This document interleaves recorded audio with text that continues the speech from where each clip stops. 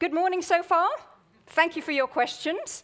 And I want a whole lot more, because our next speaker has decided that he doesn't want to give a presentation at all. He would like to just answer your questions, and perhaps a few pesky journalistic ones from me. Can we have chairs brought up? Yes, so that we can sit comfortably for the next half hour or so. Who is our next speaker? Well, we've been dropping tantalizing hints, haven't we? He's a titan of technology. I understand he's something of a rock star here in Norway, because, yes, I think so, because he has plowed in his initial fortunes from the sale of, for instance, PayPal. Did you know this gentleman was behind PayPal, one of the co-founders? And instead of retiring to a comfortable lounger in the Caribbean and spending money on wonderful yachts, or perhaps he does that too, he's also spent 3 fortunes in 3 audacious businesses. Tesla needs no introduction to you. Solar City is trying to put solar panels around the world, or at any rate in all the hot and sunny parts of the world. And then we have SpaceX, which has the truly jaw-dropping mission of one day transporting us all to Mars. How is this man real? Well, we're going to find out for ourselves. His initials are EM. Please do send in your questions thick and fast. A big warm welcome to Elon Musk.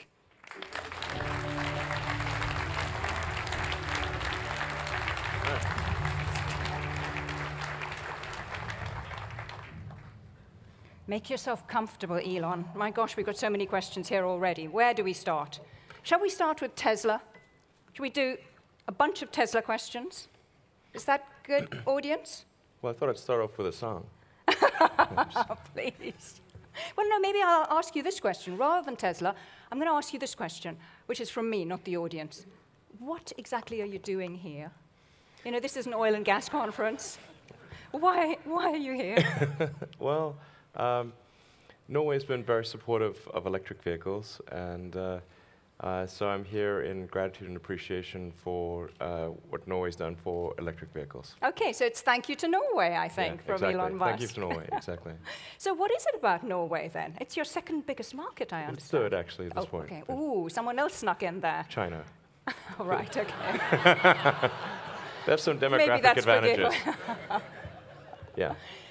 So what is it about Norway? Is it the government support, putting in all those power stations? What is it? I think it's a number of factors. Certainly, Norway has a lot of incentives for electric vehicles, which are great. But it's worth noting that, say, Denmark also has very strong incentives for electric vehicles, but our sales are much greater in Norway than in Denmark. And I think in Norway, there's a core group of electric vehicle enthusiasts who have really taken it upon themselves to promote electric vehicles and have done an amazing job. And as a result, that has made Tesla sales in Norway really, really great. I understand there's one gentleman who owns more EVs than any of your customers around the world. And he's based somewhere in Norway, yes? Yes, he's in Narvik. He's in Narvik? Yeah. Okay, and how many does he own? Do you remember? That's above the Arctic Circle, by the way. And I believe he owns, I don't know, 12 or maybe 14 now. So his name's Jens Kratholm, and he's a very nice guy. A very nice guy. So we have a question here from the audience, which is, when is your next mass market car going to be ready? Because your current one is roughly what in price? Well, our current one is, in US dollars, it's about $70,000. So it is a premium car. And then we're coming out with an SUV version called the X. That's coming out next year. But also, that's on the same platform, so it's about the same cost. The car that we're really looking forward to bringing to market is called the Model 3. And that's intended to be a mass-market, long-range electric vehicle. It's the car that I wanted to bring out from the very beginning, but it just takes a bit of time to iterate the technology and compute. How long? Because I think the launch date has been pushed back and back a bit, eh? Well, we're hoping for about 2.5 to 3 years. Contingent upon that is completion of this very big battery factory called the Gigafactory that we're building. So tell us about that. Sure. So the in order to make a lot of electric cars, you need a lot of batteries. And the lithium-ion battery capacity of the world, in terms of production capacity, is really not big enough yet, nor does it make the most advanced type of batteries that we really need for long-range electric cars. So in order to solve that problem, we found there was really no choice but to build a really enormous factory called the Gigafactory. So named because we're targeting about 50 gigawatt hours of output, which for battery energy storage is quite a big number. It's huge, yeah. And it sounds cool as well. Yeah, exactly. So are there any links, do you think, between the battery technology that you're investing in at the moment and renewables? I mean, would there be... Yes, absolutely. Or is it the stuff that you're developing is not just for cars? Correct. Yeah, okay. In fact... Tell us a bit more about that. Sure. So about a third of the output of the Gigafactory is intended as stationary storage, primarily to be paired with renewables, but also to do grid buffering in non-renewable situations. So that you can operate the plants, even if it's a hydrocarbon energy plant, you can operate it close to its optimum and avoid having to sort of peak. So I think we'll see really a very huge demand for stationary storage. And this is really going to help out some of the more intermittent sources like wind and solar. It's worth noting, I'm not sure if people are aware of this, but the world could be powered many times over by solar if you had enough battery capacity to pair with it. Many times, like... The world? I mean, obviously California, where you're based, but in Europe? Can you really say that, in Europe? 1,000. It's literally true. The amount of energy that reaches the Earth from the sun is staggeringly high. We have this enormous fusion generator in the sky that is lobbing out vast amounts of energy. And I'm talking about just using land area. I mean, it's really amazing. In fact, here's a little tidbit. If you take a nuclear plant and you took its current output and compared that to just taking solar panels and putting solar panels on the area used by the nuclear power plant, because these typically have a big keep-out zone, of about maybe 5 kilometers or thereabouts, where building houses, and dense, any kind of dense office or housing space. Usually, people don't want to do that near a nuclear power plant. So there's quite a big keep-out zone, and when you factor the keep-out zone into account, the solar panels put on that area would typically generate more power than the nuclear power plant. Yes, and that's not a calculation just done by you. I know it's very easy to do. So here's a question from the audience then. If I may sort of just do just a tidbit of math. The collective maths, 900 people, mental maths. 1 square kilometer is 1 million square meters. And there's 1 kilowatt per square meter of solar energy. So on 1 square kilometer, there is a gigawatt of solar energy. With you so far. With you so far. So, I mean, if you wanted, I mean, you can get. And ergo, the nuclear power station doesn't give you the same. Is that the calculation? Yeah, exactly. Okay, so here, yes, but like you could power the entire United States with about, let's say, 150 to 200 square kilometers of solar panels. The entire United States. Take a corner of Utah. Not much going on there. I've been there. There's not even radio stations, okay? So the question from the audience then is, seeing that your big thrust into Tesla cars, which has taken off 10 years in, your big ambitions for solar power, what kind of a threat do you think you are to the oil and gas industry? Well, I don't think we're much of a threat. I mean, yet, yet. I mean, the more obvious threat is that we're going to run out of hydrocarbons to mine and burn. That's rather obvious. I mean, it's no time soon, judging from the comments we've had this morning. Well, it depends on what soon means. I mean, it's clearly getting harder and harder. My understanding is that the cost of extraction is doubled, and in some cases tripled. So it's getting harder and harder to find hydrocarbons, and it's getting much more expensive to extract them. And really, we're just arguing about the when hydrocarbons run out or become prohibitively expensive, not if. I mean, I don't think there's anyone here who would say it's an if, not a when. They will run out, for sure. So what will... So you don't think, I mean, you are, a tech guy, right? You're a physicist and an engineer. You call yourself the chief architect of companies. I tend to view things from you don't sort of think a that physics human standpoint. ingenuity and technology and resourcefulness will mean that we will still have abundant fossil fuels available? Not. I mean, this has been going on for some time. They think you've reached the boundaries, and yet they find more. And look at the whole shale gas revolution. That was stuff that people said would never be able to be extracted. There are time extensions on the game, but the game is going to come to an end. That should be absolutely certain, obviously, frankly. But I mean, to be in non-renewables, and it's tautological, either it's renewable or it's not renewable. So if you're in non-renewables, it's like you're stuck in a room where the oxygen is gradually depleting. And then outside, it's not. So you want to get out that room. And I think the ones that get out of the room sooner will be better off.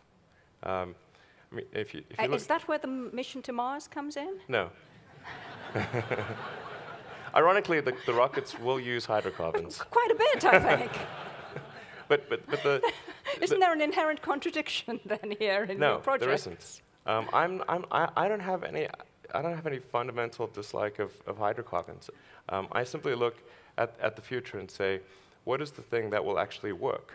And using a non-renewable resource obviously will not work. So we must find an alternative. But if there was a button I could press to stop all hydrocarbon usage today, I would not press it. You would not press it? Of course not. Okay. Did you expect him to say that?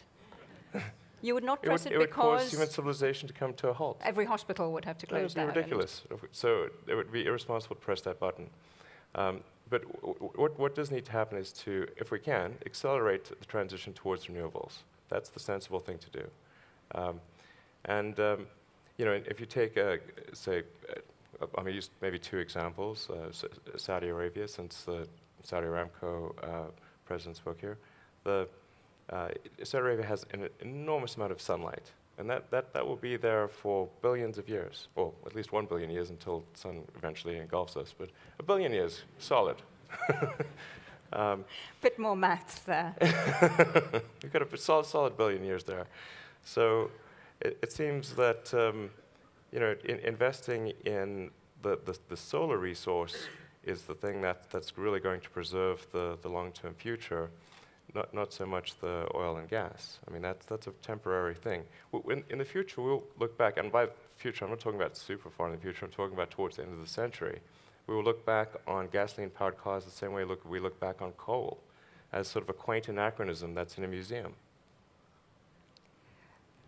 That's the quote for you, members of the press at the back of the hall.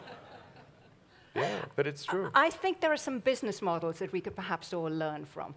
And I've been trying to do some boning up, thinking, what is it that Elon is doing in his Tesla cars, for instance, and his Solar City ventures, which seems so very different from the oil and gas sector, but which perhaps there is some commonality, some points of learning.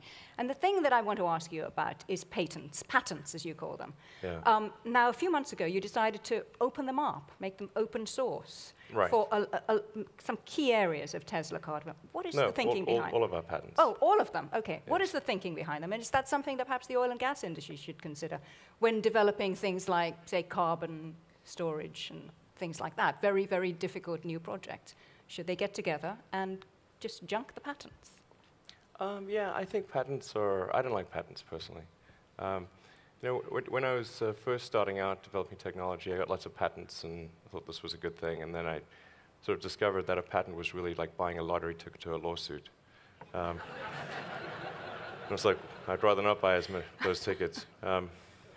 And you look at sort of the battle between Apple and Samsung, and who's really winning there? You know, the lawyers are winning certainly, but neither of those two companies.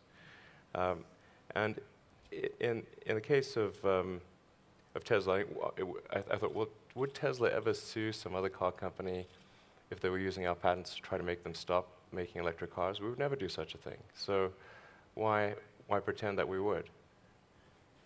And you're not just recognizing that internally as a de facto position.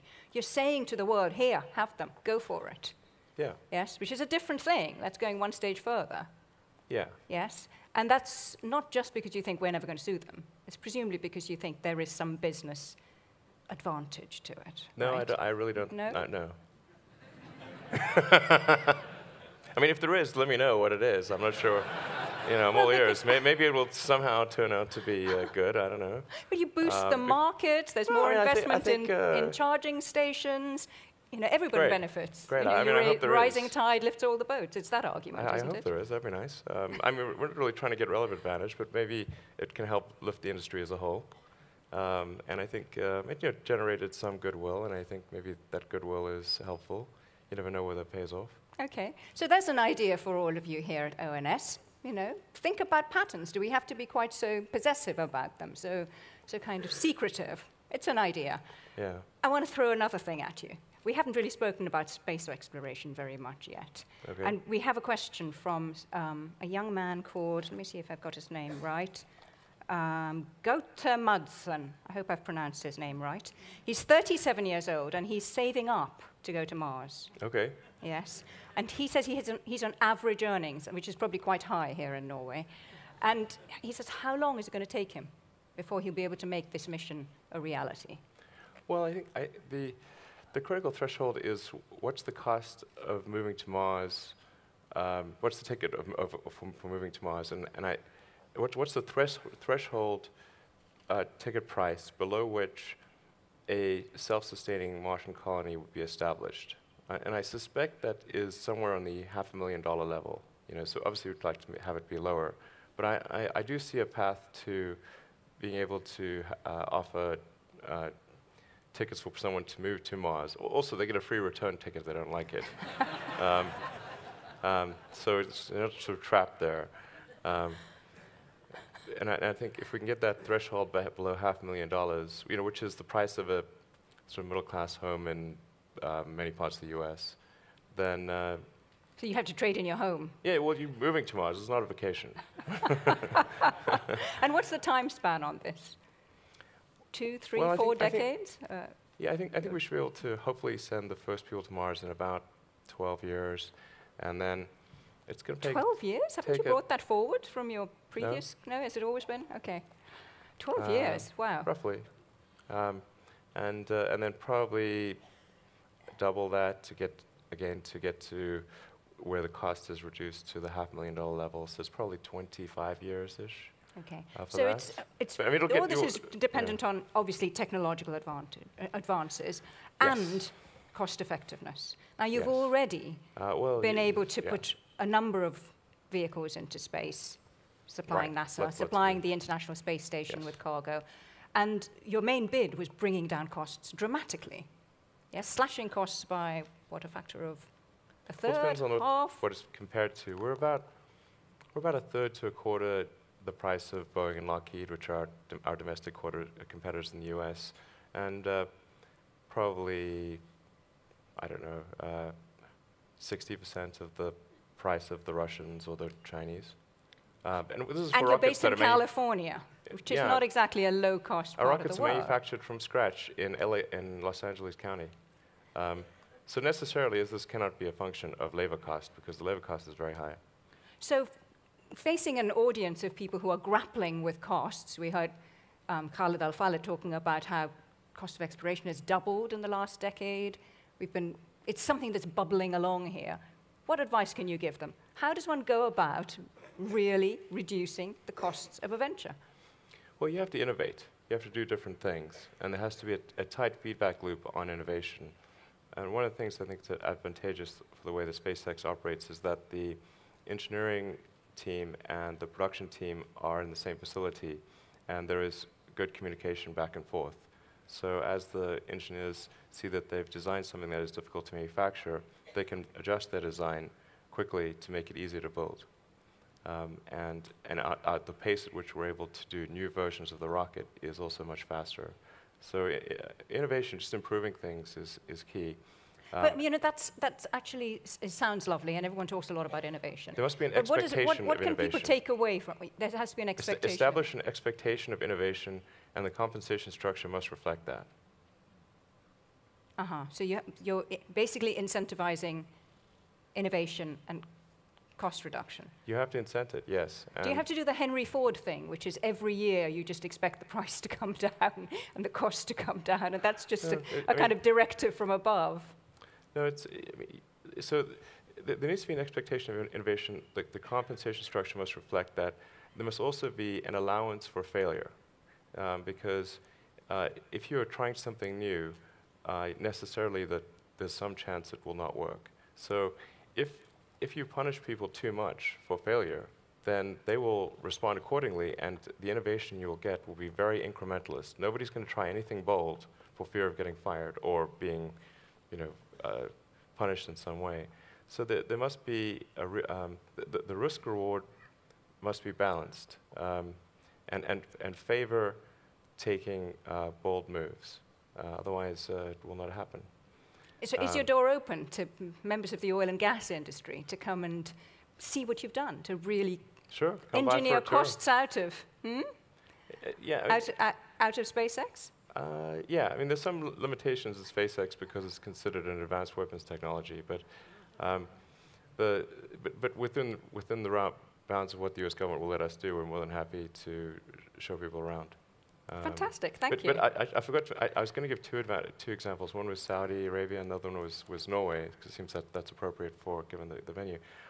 Norway has tremendous natural resources in terms of hydropower, also I think wind and potentially geothermal, and I think there's a huge opportunity there to expand those renewable sources and provide that power to the rest of Europe.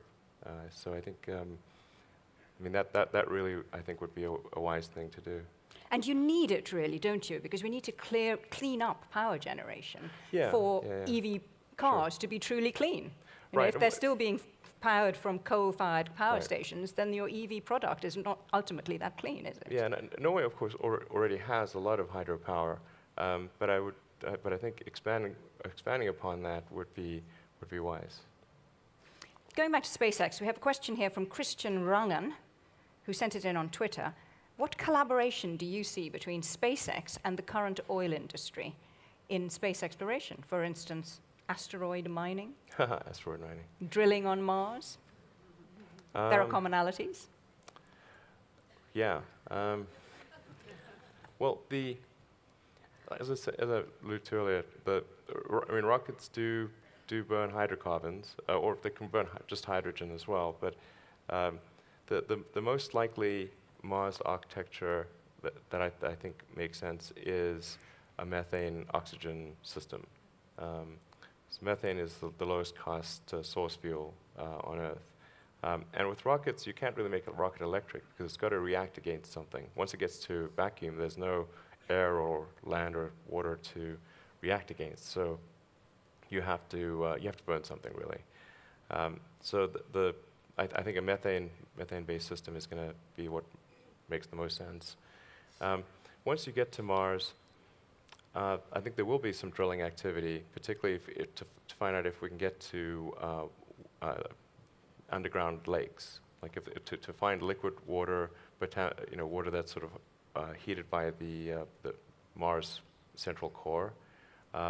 That would make it a lot easier to develop propellant on Mars. Mm-hmm.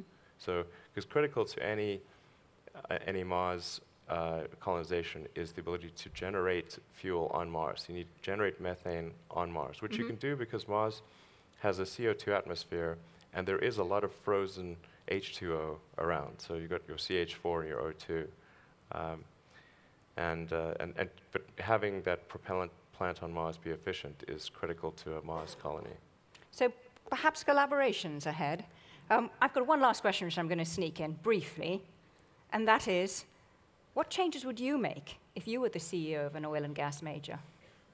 Good question. I would invest heavily in renewables. Now, I mean, that may sound like an obvious thing to do, and there are some companies that are doing it. Total made a huge investment in sun power, and I think that that investment will pay good dividends in the future. But I think it's important to look at renewables and take it really seriously. I mean, don't just put like the C or D team on it. Put the A team on it. Are you listening? The A team? Yeah. I want to ask you a personal question. Actually, it's from my son. He's 14, and his question to you is, what should he study in university to become a car engineer of the future? Should he do physics like you? I think physics or should he do engineering? I think physics and engineering are, I mean, physics provides a good framework for thinking. It has the best framework for thinking, I believe, particularly for discovering things that are counterintuitive. But then I think also studying a bit of engineering and also, I mean, I wouldn't completely neglect the humanities as well. I think history is important. I think history is something everybody should study. There's lessons to be learned there. And if you were to go for one, I think there's only one boy. One boy? My son. Okay. There's one of him. Yes. Physics, if you were to go for one. You mean just he one wants major? a simple answer. Yes, he's 14. He wants a simple answer. I think probably the best choice is physics, honestly. Okay. Yeah. But there speaks a physicist. You shouldn't just read physics, though. There's other things, too. Elon Musk, it's been such a pleasure having you here. Thanks giving for us having me. this wide-ranging view of the world and the universe. Thank you. Thank you for joining us at ONS 2014.